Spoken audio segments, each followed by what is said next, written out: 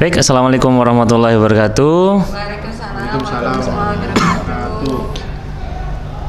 Pertama-tama saya Dimas Kurniawan Nursalam dan Pak Adit mengucapkan banyak-banyak terima kasih kepada rekan-rekan semuanya yang sudi hadir di acara bincang santai atau diskusi santai kita kali ini. Tema kita kali ini yaitu adalah budaya positif di lingkungan sekolah. Tentunya rekan-rekan pasti ada yang tahu dan belum gitu. Apa itu budaya positif? Nah, salah satu faktor dari budaya positif itu adalah ilusi kontrol yang ada pada diri kita. Bagaimana cara kita mengontrol anak-anak didik kita, begitu. Ilusi kontrol yaitu ilusi guru untuk mengontrol murid. Jadi kita melakukan sesuatu, bagaimana caranya murid mengikuti apa yang kita inginkan. Nah, tapi secara tidak langsung. Jadi mungkin dengan cara memberikan tugas atau kita ancam sedikit, nah itu namanya ilusi kontrol. Kedua, ilusi kontrol yaitu ilusi bahwa penguatan positif efektif dan bermanfaat. Yang ketiga, ya ilusi bahwa kritik dan membuat orang merasa bersalah dapat menguatkan karakter. Itu adalah perubahan paradigma yang menggunakan ilusi kontrol. Yang keempat, ilusi bahwa orang dewasa memiliki hak untuk memaksa. Gitu. Jadi, setiap manusia adalah pemegang kontrol atas dirinya sendiri. Jadi yang saya sebutkan tadi itu jangan dilakukan kepada murid-murid sebisa mungkin, Bapak Ibu, rekan-rekan sekalian. Karena saya ulangi lagi, setiap manusia memegang kontrol atas dirinya sendiri. Jadi kita sebagai pendidik harusnya ya hanya memantik mereka, memantik bagaimana empati mereka, bagaimana mereka punya pemikiran sendiri atas apa yang mereka inginkan. Sebenarnya untuk belajar kita ya harus memantik mereka, bukan harus dipaksa. Ayo belajar, bukan seperti itu gitu loh. Baik, ini ciri-ciri untuk mengubah diri, mindset atau mengubah anak-anak, mengubah karakter anak. Ini ditinjau dari stimulus respon itu dulunya dan teori kontrol. Untuk stimulus respon, contohnya kita mencoba mengubah orang agar berpandangan sama dengan kita. Untuk teori kontrol, kita berusaha memahami pandangan orang lain tentang dunia, gitu. Jadi sebaliknya ya. Kemudian, untuk stimulus respon, perilaku buruk dilihat sebagai suatu kesalahan. Sedangkan teori kontrol, semua perilaku memiliki tujuan. Yang ketiga, stimulus respon, orang lain bisa mengontrol saya.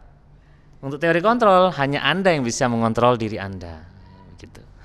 Yang keempat, stimulus respon, saya bisa mengontrol orang lain. Sedangkan di teori kontrol, Anda tidak bisa mengontrol orang lain. Yang selanjutnya, stimulus respon, pemaksaan ada pada saat bujukan gagal. Sedangkan di teori kontrol, kolaborasi yang diutamakan dan konsensus menciptakan pilihan-pilihan baru. Yang selanjutnya untuk stimulus respon, model berpikir menang atau kalah. Sedangkan di teori kontrol, model berpikir menang-menang. Jadi tidak ada untuk mendaunkan atau mengalahkan orang lain begitu. Baik, rekan-rekan sekalian, seperti yang sudah saya jelaskan tadi, bagaimana kita mengubah diri kita? Nah, yang pertama ada disiplin. Kita harus mendisiplinkan diri sendiri. Apa sih disiplin itu? Disiplin itu berasal dari kata bahasa Latin yang berupa kata disiplina, yang artinya belajar. Disiplin diri membuat orang menggali potensinya menuju sebuah tujuan, apa yang dihargai. Namun dalam budaya kita, makna kata disiplin telah berubah menjadi suatu yang dilakukan seseorang pada orang lain untuk mendapatkan kepatuhan. Nah, ini sebenarnya yang seringkali kita salah salah menerapkan kata disiplin ini. Kecenderungan umum adalah menghubungkan kata disiplin dengan ketidaknyamanan, bukan dengan apa yang kita hargai atau pencapaian suatu tujuan mulia. Jadi kadangkala kita sebagai pendidik bilang atau menginformasikan kepada murid-murid, kamu harus disiplin dengan nada tinggi atau dengan hukuman atau dengan ancaman. Nah, ini kan membuat tidak nyaman, begitu. Nah, sedangkan disiplin menurut founder tentang pendidikan kita, Ki Hajar Dewantara, adalah sesuatu yang tumbuh dari kesadaran diri sendiri. Nah, itu dia. Konsep ini disebut sebagai disiplin positif, rekan-rekan. Jadi sebenarnya harusnya disiplin ini kita harus memantik anak-anak biar disiplin, bukan dipaksa untuk disiplin. Begitu. Jadi seharusnya untuk bisa disiplin jangan dibuat tidak nyaman, malah harus sebaliknya. Kita harus menyentuh hati mereka.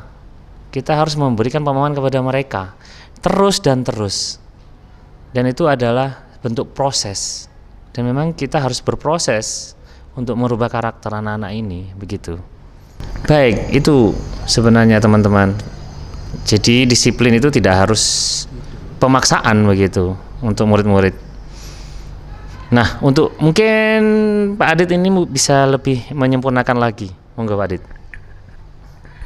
Oke, terima kasih Pak Dimas. Nah, ini lanjutannya tentang disiplin ya. Kenapa kok kita harus belajar tentang disiplin lebih awal, disiplin positif utamanya? Ya karena kita perlu menumbuhkan yang namanya nilai-nilai kebajikan. Maaf agak siang jadi sudah kayak gini. Jadi nilai-nilai kebajikan, kok kewajiban lagi. Nah, nilai kebajikan itu adalah kumpulan kesepakatan baik yang berlaku secara universal, yang kemanapun kita pergi, nilai-nilai tersebut tetap akan dianggap baik oleh semua orang.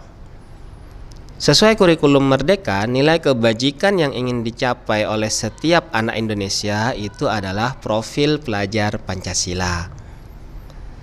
Nah, apa saja sih profil pelajar Pancasila itu?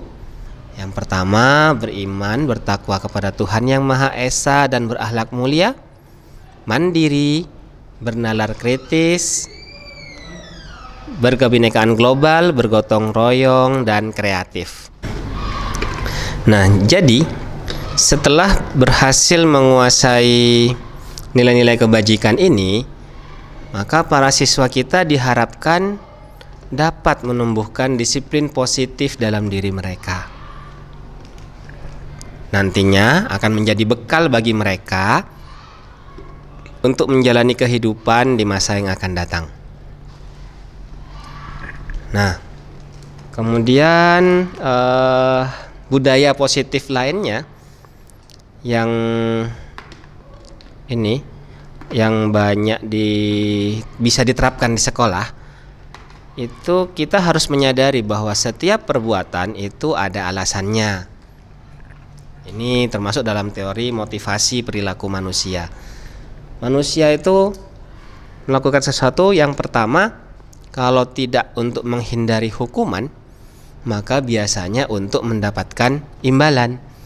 Anak-anak kita juga sama seperti itu. Jadi biasanya mereka akan, kalau saya tidak melakukan ini, apa yang akan terjadi? Gitu. Atau yang kedua, mendapatkan imbalan. Apa yang akan saya dapatkan apabila saya melakukan hal ini? Itu motivasi yang umum berlaku. Tapi sekarang, dan yang paling baik justru kalau motivasinya itu adalah untuk menghargai dirinya sendiri. Jadi saya akan menjadi orang seperti apa jika saya melakukan seperti ini, jika melakukan sesuatu. Ini motivasi ini berasal dari faktor internal, dari dalam dirinya sendiri. Sama seperti disiplin positif berasal dari dirinya sendiri. Nah, Jadi tugas guru sekarang adalah bagaimana caranya menumbuhkan supaya anak-anak itu dapat melakukan sesuatu dengan menghargai dirinya sendiri.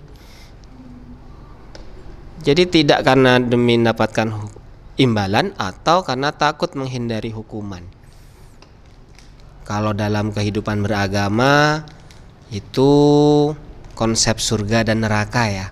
Jadi kalau kita tidak melakukan ini maka kita akan dapat dosa. Sehingga biar tidak dapat dosa maka ini saya akan beribadah. Kemudian karena ingin dapatkan surga maka saya beribadah, kayak gitu. Itu katanya justru konsep yang paling rendah dalam tingkatan beragama. Kalau yang paling tinggi seperti kalau dalam Islam itu kisahnya Rabi'ah Al-Adawiyah, itu justru berdoa, kalau aku beribadah karena ingin masuk surga maka haramkan surga bagiku. Dan kalau aku beribadah karena aku takut masuk neraka maka jadikanlah neraka sebagai tempat tinggalku. Itu katanya dia sudah mencapai tingkatan yang paling tinggi. Tapi wallahu a'lam, saya belum sampai tingkatan itu soalnya. Nah, kita kembali kepada ini, kita sebagai guru sekarang sebisa mungkin menuntun anak-anak agar mereka dapat menghargai diri sendiri. Nah, dalam usaha untuk menumbuhkan penghargaan terhadap diri sendiri, maka kita sebisa mungkin mengurangi teror hukuman kepada anak-anak. Yang pertama ya kita harus menanamkan dulu pikiran kepada kita sebagai guru bahwa kesalahan itu adalah hal yang wajar. Namanya manusia, jadi wajar berbuat salah. Karena itu sebagai seorang guru kita harus berusaha menghindari yang namanya hukuman. Selama ini memang respon guru terhadap kesalahan siswa itu ada 3. Yang pertama adalah hukuman, sifatnya itu satu arah, hanya dari guru kepada siswa, dan menimbulkan ketidaknyamanan yang amat sangat. Contohnya jewer, cubit, injak sepatu atau injak kaki, push up, kayak gitu. Tapi kemudian ada juga respon yang kedua, yaitu konsekuensi. Konsekuensi ini terkadang bentuknya hampir sama seperti hukuman. Jadi juga melibatkan fisik. Jadi juga lari keliling lapangan mungkin, atau mungkin push up. Akan tetapi yang membedakan adalah ada kesepakatan sebelumnya.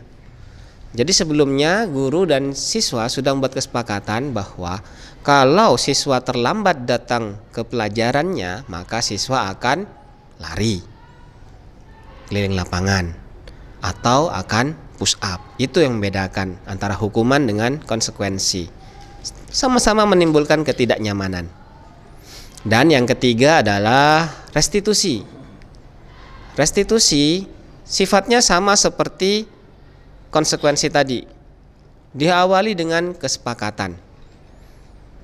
Tapi kesepakatannya itu sudah berevolusi menjadi keyakinan. Sehingga anak nanti kalau ini pada saat restitusi itu hanya diingatkan saja apa sih yang dia langgar, kemudian yang bertentangan dengan keyakinan tadi itu apa. Kemudian diharapkan dari itu anak nanti akan menjadi sadar tentang kesalahannya, sadar dan kemudian berusaha menebusnya dengan cara ya melakukan apa? Mungkin kembali kepada kesepakatan yang tadi. Kalau poin ya poin, kalau hukuman fisik ya fisik. Akan tapi anak yang utama adalah sadar akan kesalahannya dan siap untuk menebusnya. Nah, tentang restitusi ini akan dijelaskan lebih lanjut oleh Pak Dimas. Monggo silakan Pak Dimas. Baik, terima kasih Pak Dit. Sebelum kita beranjak ke restitusi, kita perlu tahu apa itu restitusi dulu. Restitusi adalah proses menciptakan kondisi bagi murid untuk memperbaiki kesalahan mereka, sehingga mereka bisa kembali pada kelompok mereka dengan karakter yang lebih kuat. Restitusi juga merupakan proses kolaboratif yang mengajarkan murid untuk mencari solusi untuk masalah mereka dan membantu murid berpikir tentang orang seperti apa yang mereka ingin menjadi. Maksudnya membantu murid berpikir tentang mereka itu pengen menjadi seperti apa, begitu. Dan bagaimana mereka harus memperlakukan orang lain. Jadi restitusi ini bentuk kita seperti memberikan pilihan kedua kepada anak-anak, rekan-rekan sekalian. Misalnya anak-anak ini mohon maaf. Biasanya kita kalau melihat anak-anak melanggar suatu peraturan, seperti misalnya kita melihat anak-anak merokok di area lingkungan sekolah, pastinya kita kan langsung menuduh mereka dan menjudge mereka, kamu bersalah, kamu harus dihukum sesuai dengan tata tertib yang berlaku. Poinnya kamu adalah ini. Nah, itu tadi bentuk suatu hukuman. Akan tapi kalau restitusi, rekan-rekan, contohnya seperti ini. Kalau kita menjumpai anak-anak yang merokok di ini, kita langsung berdiskusi dulu. Kita ajak diskusi, kita ajak komunikasi. Kita ajak diskusi, jelaskan kalau mereka itu salah. Kemudian kita memberikan pilihan kedua, pilihan untuk merubah perilaku mereka, begitu. Entah itu kita beri konsekuensi untuk membersihkan apa, entah itu kita beri gambaran apa pengganti hukuman mereka seperti menyapu atau bagaimana, begitu. Seperti yang sudah saya sampaikan tadi, ciri-ciri restitusi yang pertama bukan untuk menebus kesalahan, namun untuk belajar dari kesalahan. Jadi kita membuka mindset mereka, begitu. Yaitu tadi, sebenarnya kita harus menyentuh hati mereka. Yang kedua, memperbaiki hubungan. Jadi kalau hukuman, kita hanya satu arah, jadi langsung menjudge murid kita. Sedangkan untuk restitusi, kita seperti berdiskusi, memberikan pilihan kepada murid-murid kita, begitu. Yang ketiga, kita memberikan penawaran, bukan memaksa mereka, begitu. Kalau hukuman kita memaksa, wes push up, wes ini, begitu. Yang keempat, restitusi ini menuntun untuk melihat ke dalam diri. Jadi kita sentuh hati mereka, berdiskusi, biar mereka menyadari sendiri kesalahan mereka, bahwa mereka itu salah dan ya saya harus dihukum, begitu. Yang kelima, restitusi ini mencari kebutuhan dasar yang mendasari tindakan. Yang keenam, restitusi diri adalah cara yang paling baik sebenarnya untuk mengatasi masalah anak didik kita, rekan-rekan sekalian, begitu. Yang ketujuh, restitusi fokus pada karakter, bukan tindakan. Nah, itu dia. Jadi dengan memberikan restitusi kepada anak-anak, kita bisa menumbuhkan karakter yang sebenarnya pada diri murid kita. Yang kedelapan, restitusi ini fokus pada solusi. Karena kita mengajak anak didik kita, murid-murid kita untuk berpikir juga, begitu. Yang kesembilan, restitusi ini mengembalikan murid yang berbuat salah pada kelompoknya, begitu. Baik rekan-rekan, untuk biar lebih jelasnya mengenai tentang bagaimana penanganan murid dengan cara restitusi, ayo kita lihat dua video kasus yang sudah saya sendiri lakukan dan Pak Adit lakukan. Silakan dilihat dulu. Assalamualaikum. Waalaikumsalam. Pak Dimas, memanggilnya? Ya, itu dulu.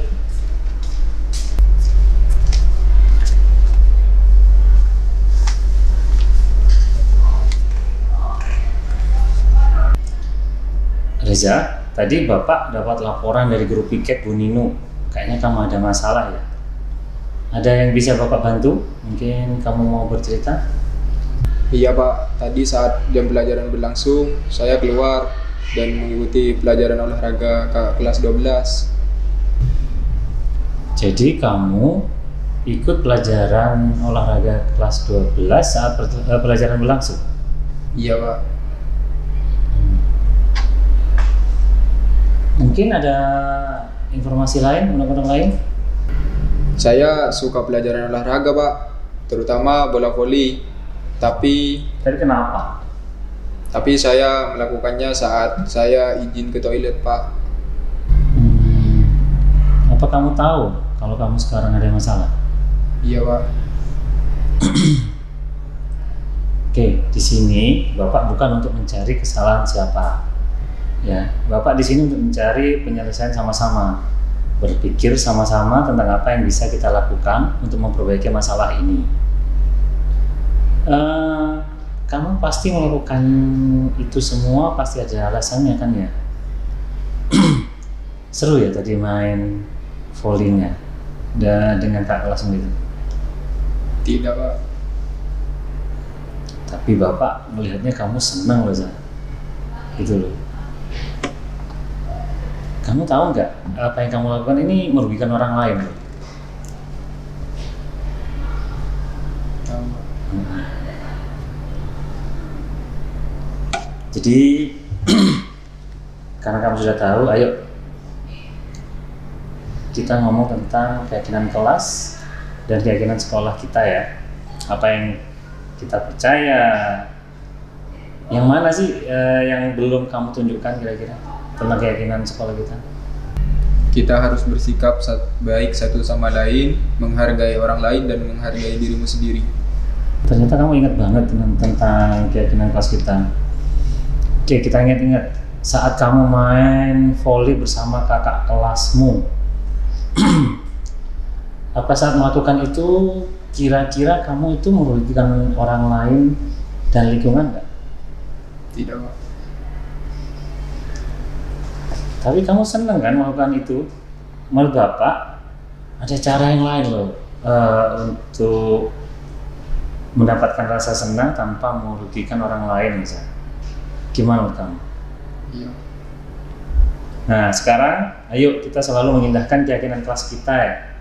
Harus saling menghormati dan tidak melakukan kebohongan lagi. Kamu bisa berjanji untuk tidak melakukan kesalahan yang sama dan lebih fokus lagi pada pelajaran? Iya. Semangat belajar ya saya. Oke, kalau gitu kamu bisa kembali ke kelas lagi, ikut pelajaran dengan baik ya. Iya. Oke, tetap semangat ya saya. Oke, salam. Aduh Pak. Ya, Assalamualaikum. Waalaikumsalam. Ayo kamu duluan. Kamu duluan nggak? Ya udah ya. Assalamualaikum. Waalaikumsalam. Ayo sini, duduk dulu.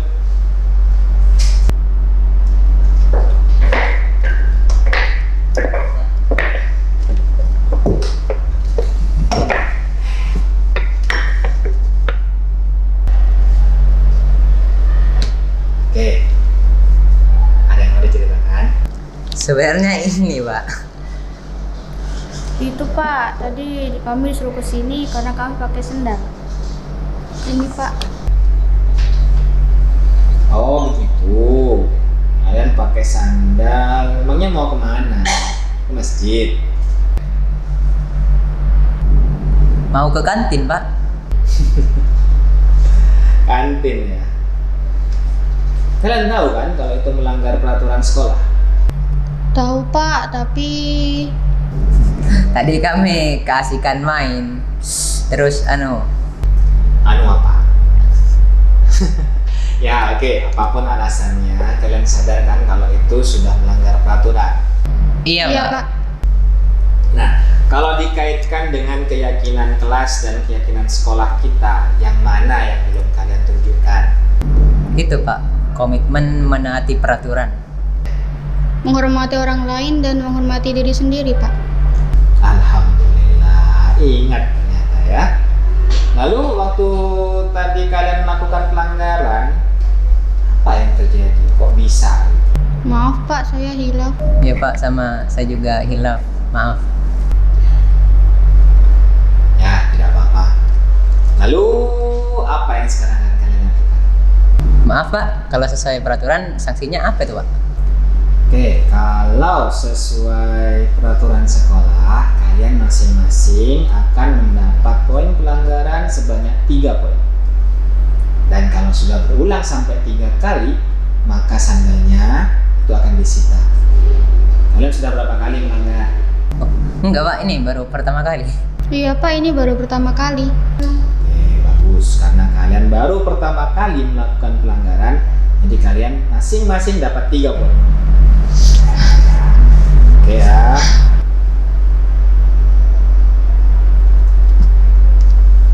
Nah, sudah Bapak tulis. Diingat-ingat, bahagia dan bebas itu bukan berarti kalian boleh melanggar peraturan sekolah. Ingat-ingat ya. Ya Pak. Ada yang mau disampaikan lagi? Tidak ada Pak. Nggak ada Pak.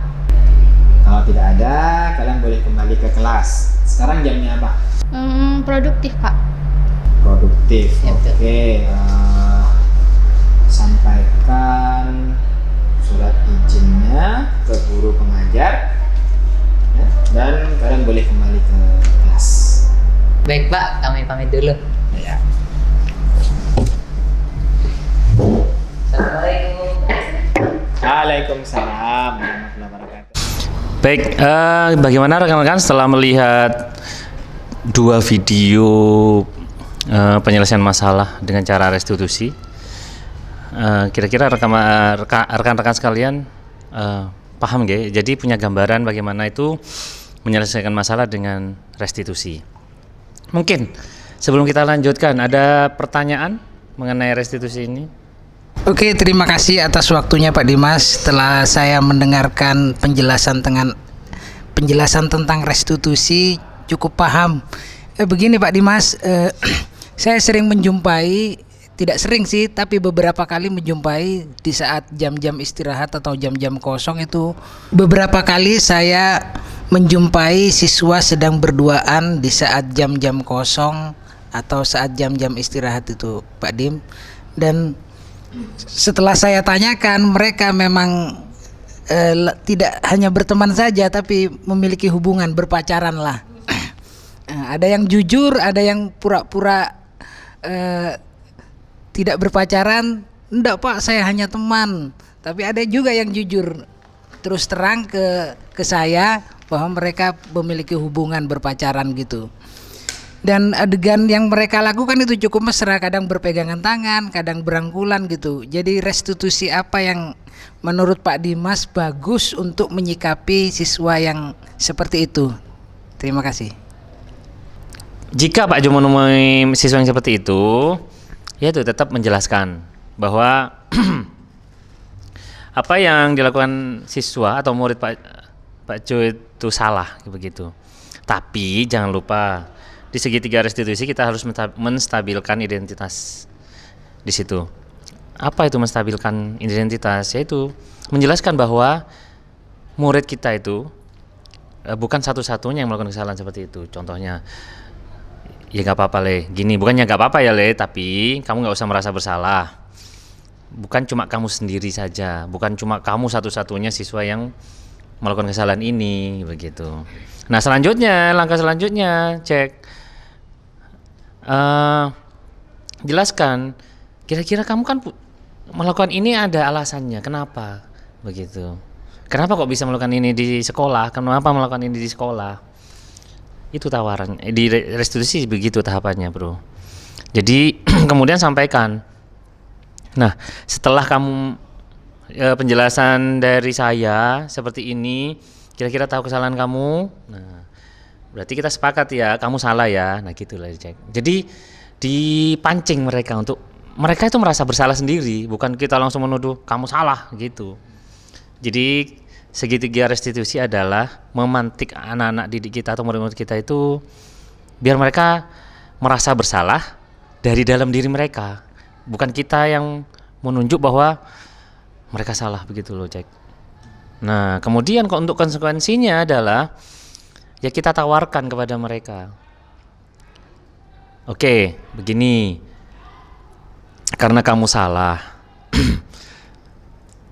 Bagaimana kalau, nah gitu loh Jack. Untuk merubah sikap kamu ini yang seperti ini, jika agar kamu tidak mengulangi seperti ini, bagaimana kalau kamu seperti ini, ngaji atau salawatan gitu loh Jack. Gitu ya Jack ya. Bagaimana Jack? Terima kasih penjelasannya atas restitusi ini Pak Dimas. Saya sangat memahami sekali. Jadi ada 3 tahapan segitiga itu ya. Insya Allah saya ke depan bisa lebih baik lagi menghadapi siswa yang seperti ini. Terima kasih. Alhamdulillah kalau Pak Jonathan sudah memahami, jadi bisa langsung dipraktikkan nanti di kelasnya. Mungkin ada lagi rekan-rekan yang ingin? Oke, silakan bro. Assalamualaikum warahmatullahi wabarakatuh Pak Dimas. Saya punya pertanyaan. Ini kan kasusnya anak-anak kan berbeda-beda ya, baik di tempat lapangan maupun di dalam kelas itu Pak. Nah yang paling parah untuk mengontrol diri itu kan di lapangan Pak ya.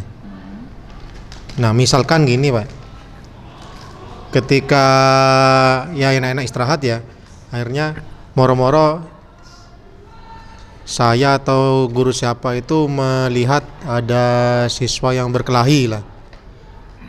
Nah, guru itu secara tidak langsung kan sempat terpancing emosi kita kan ya. Nah itu terpancing emosi kita, mau tidak mau kita harus menghukum anak itu Pak Dimas. Itu yang pertama. Saya ada 2 benernya Pak Dimas. Bro, lanjut bro. Yang kedua, pertanyaan saya yang kedua, saya pernah menemui di kelas itu ada siswa. Nah, siswa itu pamitan kencing. Nah, akhirnya moro-moro ada celetukan anak itu. Salah satu dari siswa saya itu gini, jangan pak, itu bohong Pak. Akhirnya saya curiga, loh kenapa kok anak ini dicap bohong. Akhirnya dengan celetukan itu akhirnya diikutin dengan teman-teman. Iya Pak, itu bohong itu Pak, itu pura-pura ke belakang itu Pak. Gini. Itu Pak. Akhirnya saya mau tidak mau kan harus mengizinkan anak itu kan. Masalahnya dia alasan kencing. Cuma saya itu seperti ya sedikit menaruh kepercayaan pada anak itu. Oh ya sudah, silakan kamu kencing. Gitu. Nah dari alasan itu, tapi dengan satu syarat, anak itu harus kencing bener. Akhirnya saya secara langsung itu menyuruh anak itu, menyuruh temannya, dia itu benar-benar kencing apa enggak untuk memata-matai.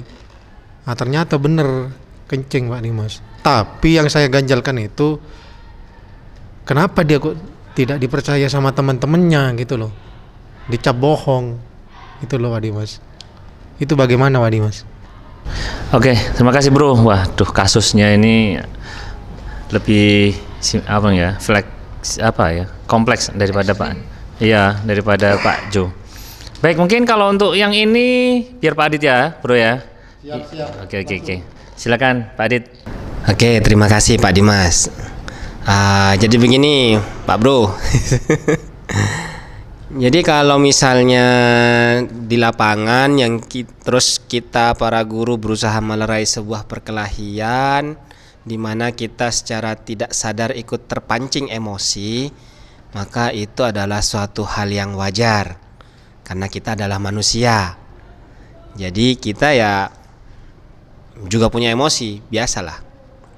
Nah, terus bagaimana dengan restitusi? Hukuman, konsekuensi, dan restitusi itu bisa dilakukan sesuai kondisi, waktu dan kondisi, tergantung situasi dan kondisi. Nah, jadi kalau misalnya di lapangan seperti itu, tetap saja kita harus melakukan ya langsung hukuman karena situasi sedang darurat. Kalau misalnya kita menanyakan, mereka sedang berkelahi, kemudian kita menanyakan, kalian jangan seperti itu kan salah. Tidak mungkinlah didengarkan. Kalau itu ya kita harus langsung melerai mereka, tapi tanpa memukul mereka juga.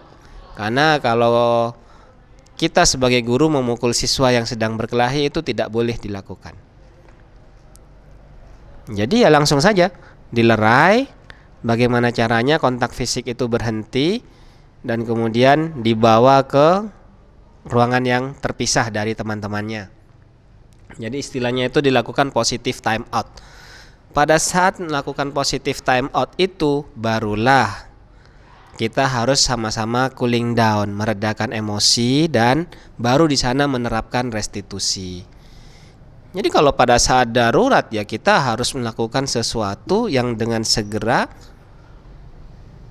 untuk mengatasi masalah itu. Kalau misalnya dibiarkan berlarut-larut nanti kan justru akan kemana-mana itunya. Jadi ya wajar, tidak apa-apa. Semuanya tergantung situasi dan kondisi. Kemudian kalau untuk pertanyaan kedua tentang kenapa kok seorang siswa itu tidak dipercaya sama temannya. Ya, yang pertama bisa saja siswa itu yang mengatakan yang tidak percaya itu hanya bergurau saja supaya tidak diizinkan. Itu kalau kita mau husnuzon. Tapi kalau suuzon ya kita harus melakukan langkah-langkah lebih lanjut. Kita harus ya melakukan pemantauan lebih jauh, penyelidikan lebih lanjut. Memang akan lebih lama, tapi insya Allah hasilnya nanti akan lebih baik bagi kita semua.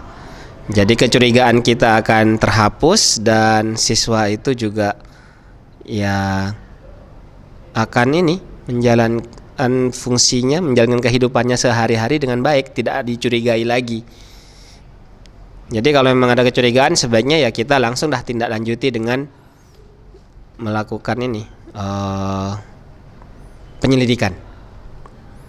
Nah, jadi seperti itu. Bagaimana? Apakah jawabannya sudah memuaskan atau belum? Nah, ini Pak Dit. Tapi tidak apa-apa ya. Ya itu yang cara, kalau yang pertama saya setuju dah ya. Yang kedua itu Pak, cara menaruh kepercayaan siswa kelasnya kepada anak itu. Nah itu Pak, itu kan harus butuh proses itu Pak. Butuh proses dan butuh bukti. Itu Pak. Sedangkan bukti sehari-harinya masalahnya Pak, gini. Anak itu sering apa istilahnya? Kalau kata teman-temannya itu sering kali bohong katanya Pak. Nah itu Pak. Sering kali bohong. Nah, cuma kenapa tadi ketika dia izin kencing saya suruh salah satu anak untuk kalau kata-kata bahasa sehari-harinya itu memata-matai. Nah, ketika saya suruh anak untuk memata-matai anak itu ke kamar mandi, dia itu kencing bener Pak. Itu loh Pak. Nah, itu bagaimana caranya agar saya memberikan kepercayaan kepada teman-temannya tentang anak itu gitu Pak. Kalau misalkan untuk menyadarkan satu orang kan gampang Pak Dit. Yang sulitnya kan apa ya, berkelompok yang sulitnya itu. Ini suara 1, suara 2, suara 3, suara 4 sampai suara 20. Itu kan sulit Pak Dit. Itu bagaimana Pak Dit? Iya, kalau misalnya membangkitkan kepercayaan ya memang itu agak repot karena kepercayaan itu tidak dibuat tapi dilahirkan. Jadi memang harus ada keinginan dari dalam diri anak itu sendiri untuk memperbaiki dirinya. Jadi yang memang kita harus perbaiki pertama anaknya itu yang dicurigai. Jadi bagaimana caranya supaya dia itu bisa jadi jujur, kemudian bisa memperbaiki dirinya sendiri sehingga teman-temannya nanti akan mempercayai, dan memang butuh waktu lama itu. Tapi ya bagaimana lagi, itulah di sana. Sementara kalau kita tidak mungkin bisa membujuk, seperti tadi yang saya bilang, dikatakan Pak Dimas tadi di awal tentang ilusi kontrol, bahwa orang dewasa itu bisa mengendalikan perilaku anak-anak. Itu sebenarnya adalah satu hal yang tidak mungkin, karena setiap orang memiliki kontrol atas dirinya sendiri. Dan seperti yang saya katakan tadi, kepercayaan itu dilahirkan, bukan ditumbuhkan. Seperti itu. Jadi ya kita harus mendatangi anaknya dulu, kemudian membangkitkan memotivasi dia supaya dia mau berubah, menanyakan juga alasannya kenapa kok dia sampai tidak dipercaya oleh teman-temannya, apa yang sudah pernah dia lakukan, dosa apa gitu loh. Itu Kayak sistem mengintegrasi yang itu ya. interogasi. Ayo. Ya, bisa diinterogasi, tapi kalau interogasi itu kita kayak menggunakan bahasa yang jadi katakan, kamu ngapain aja tadi? Itu kayak gitu. Itu kurang cocok sebenarnya. Jadi mungkin bisa berbincang dari hati ke hati. Seperti itu. Jadi iya, pendekatan. Tugas guru sekarang itu banyak pendekatan seperti itu yang harus dilakukan. Jadi kita ya ndak bisa kayak paradigma lama di mana guru ya harus bisa ngontrol siswanya. Karena guru ya hanya pendekatan itu yang utama dah, kuncinya sekarang. Jadi kalau guru sudah dekat dengan siswa, maka nanti akan mudah untuk melakukan segala macam pembelajaran yang baru berkembang ini. Jadi restitusi adalah respon terbaik seorang guru dalam menghadapi kesalahan yang dilakukan oleh siswa. Agar kita dapat melakukan restitusi dengan baik, kita juga harus memahami alasan kenapa murid-murid melakukan kesalahan itu. Biasanya kesalahan terjadi karena ada kebutuhan dasar manusia yang tidak terpenuhi. Nah, kebutuhan dasar manusia yang itu apa saja sih? Ada 5. Yang pertama yaitu bertahan hidup. Jadi kita sebagai makhluk hidup, kita pasti ingin survive. Kita pasti ingin hidup kalau bisa selamanya. Nah, itu adalah kebutuhan dasar. Kemudian kebutuhan dasar yang berikutnya adalah kasih sayang dan rasa diterima oleh sesama atau oleh orang spesial di hati. Bisa keluarga. Nah, anak-anak yang seperti tadi Pak Jo tanyakan itu mungkin karena di rumah dia tidak mendapatkan pemenuhan kebutuhan ini. Jadi dia kurang mendapatkan kasih sayang dari keluarga, sehingga akhirnya dia mencari dari yang lain. Dan yang lainnya itu ya akhirnya seperti itu, pacaran yang kadang-kadang agak kebablasan. Nauzubillahi min dzalik. Semoga tidak banyak yang seperti itu. Bahkan kalau bisa tidak ada lah. Nah, tapi kebutuhan kasih sayang ini sebenarnya juga bisa dipenuhi oleh seorang guru loh ya. Kemudian kebutuhan dasar lainnya adalah kesenangan. Jadi kita butuh senang, butuh happy. Kita manusia itu selalu mencari cara untuk bahagia. Ya, makanya kadang-kadang anak-anak itu melakukan sesuatu hal yang absurd, yang hampir tidak masuk akal, hanya untuk mendapatkan kesenangan. Jadi kadang yang menarik bangku temannya yang hendak duduk, terus dia ketawa terbahak-bahak. Nah, itu mungkin karena dia kebutuhan kesenangannya aja ya, dia berusaha memenuhi kebutuhan kesenangannya, tapi dia tidak sadar bahwa yang dia lakukan itu membuat orang lain jadi terganggu. Dan kebutuhan dasar yang berikutnya adalah kebebasan. Jadi kita semua butuh bebas melakukan apapun. Kita tidak suka dikekang. Bahkan sebagai seorang guru pun kita kadang merasa bahwa kita terlalu banyak kekangan kan. Jadi kalau Senin harus pakai seragam ini, hari Rabu pakai seragam itu, kemudian harus menggunakan atribut yang lengkap. Kadang kan kita juga protes dengan kayak gitu itu. Kemudian ada kesenangan itu ya, tadi ada kesenangan, kebebasan. Kemudian kebutuhan dasar yang terakhir itu adalah penguasaan, atau diakui bahwa dia bisa melakukan sesuatu dan ya mendapatkan respect dari orang lain. Jadi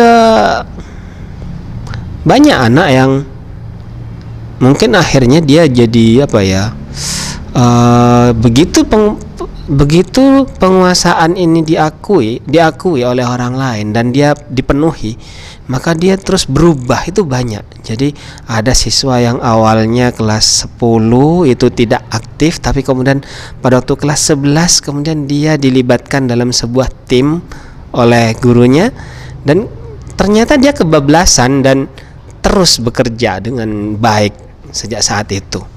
Itu sering terjadi di kelas yang saya ampu. Nah, jadi itu ya yang bertahan 5 kebutuhan dasar. Oke, kemudian masih terkait dengan restitusi. Restitusi itu juga ada untuk menggunakannya kita harus menerapkan juga yang namanya posisi kontrol. Kita guru punya posisi kontrol loh. Posisi kontrol. Ada 5 posisi kontrol seorang guru. Yang pertama sebagai seorang pembuat hukuman, penghukum. Jadi menghukum siswanya yang bersalah. Kemudian posisi kontrol yang kedua adalah pembuat rasa bersalah, membuat orang merasa bersalah. Posisi kontrol yang ketiga adalah teman. Ya, kita bisa jadi teman kan bagi para siswa. Kemudian adalah seorang pemantau, yang posisi kontrol yang keempat. Dan posisi kontrol yang terakhir adalah manajer. Nah, restitusi biasa dilakukan sebagai dalam posisi kita sebagai seorang manajer. Jadi tapi kalau menjadi seorang manajer ini tidak mungkin kalau tidak menjadi seorang teman terlebih dahulu.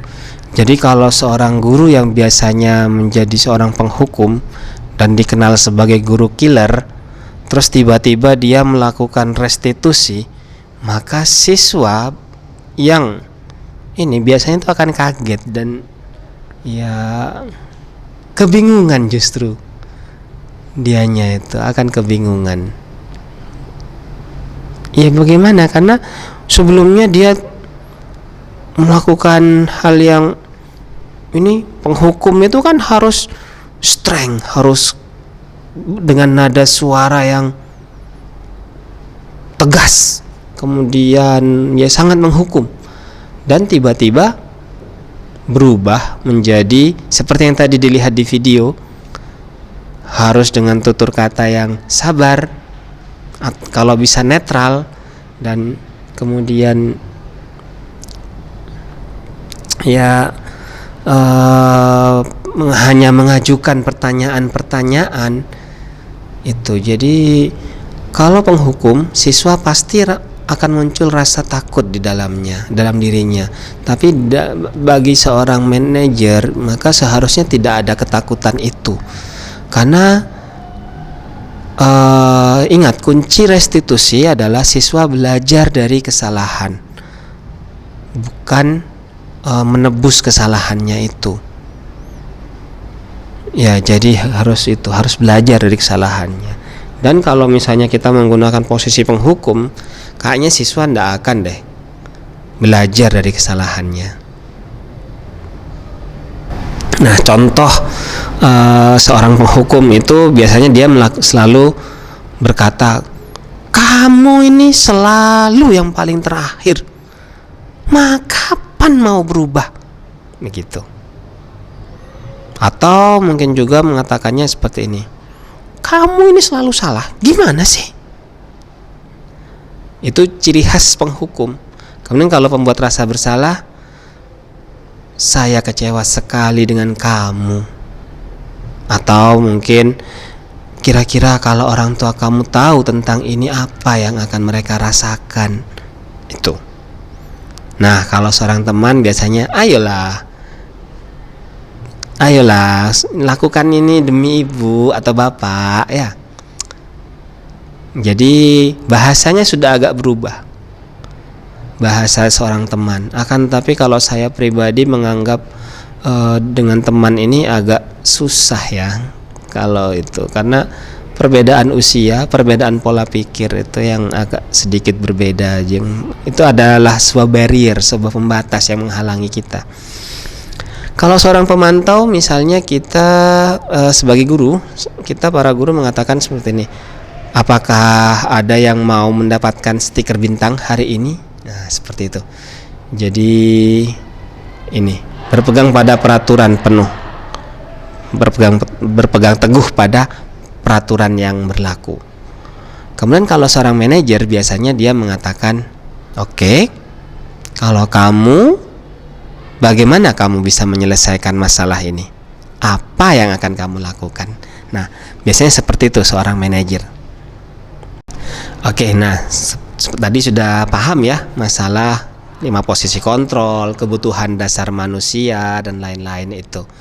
Nah, itu ada satu lagi hal yang sangat penting dalam penerapan restitusi, yaitu adanya keyakinan kelas. Karena kita harus dapat membuat siswa menyadari kesalahannya itu apa dan kemudian membandingkan dengan keyakinan kelas yang dia paham, yang dia anut. Apa yang tidak sama? Nah, seperti itu. Jadi keyakinan kelas yang harus dibuat bersama ya, bukan dari guru kepada siswa, tapi guru dan siswa bersama-sama menyusun keyakinan kelas. Oke, terima kasih. Saya kembalikan kepada Pak Dimas. Baik, rekan-rekan, tadi sudah dijelaskan oleh Pak Adit dan dijawab ya bro ya. Jadi kita sudah memahami bagaimana budaya positif, khususnya kita yang kita bahas ini adalah segitiga restitusi. Semoga kita kedepannya bisa lebih baik lagi menjadi seorang pendidik. Karena saat kita menjadi murid sudah beda zaman dengan sekarang. Jadi tidak sama Bapak Ibu, rekan-rekan sekalian, penanganan murid kita dulu dan penanganan murid saat ini. Sedangkan oleh founder father ya, founding father kita yaitu Ki Hajar Dewantara, kita harus bisa menyesuaikan diri dengan kodrat alam dan kodrat zaman anak-anak. Baik, refleksi kita hari ini rekan-rekan. Yang pertama, hal baru apa yang mengubah paradigma kita dan apa yang kita dapatkan pada hari ini. Nanti tolong ya, mohon ditulis kalau bisa ya, itu dibuat infografisnya ya teman-teman. Yang kedua, perasaan apa yang muncul selama mengikuti sesi ini, khususnya mengenai makna disiplin dan motivasi intrinsik. Yang ketiga, peran Among seperti apakah yang kita telah lakukan selama mengikuti diseminasi ini. Dan yang keempat, saya akan menjadi Among yang seperti apakah setelah mengikuti diseminasi ini. Nah, kami tunggu hasil refleksinya rekan-rekan sekalian. Baik, Pak. Oke, Jack, kami tunggu ya refleksinya. Itu kapan, Pak? Segera. Oh, segera. Ya, segera. Soalnya kita tugasnya harus segera diupload juga. Baik, terima kasih. Kalau begitu, kita akhiri diskusi kita kali ini. Semoga apa yang kita dapatkan pada hari ini mendapatkan berkah dan barokah dari Allah Subhanahu wa taala, sehingga kita bisa mendidik dan mengajar anak-anak kita, murid-murid kita dengan hati dan penuh empati. Terima kasih. Sampai jumpa di diskusi kita di lain hari. Assalamualaikum warahmatullahi wabarakatuh.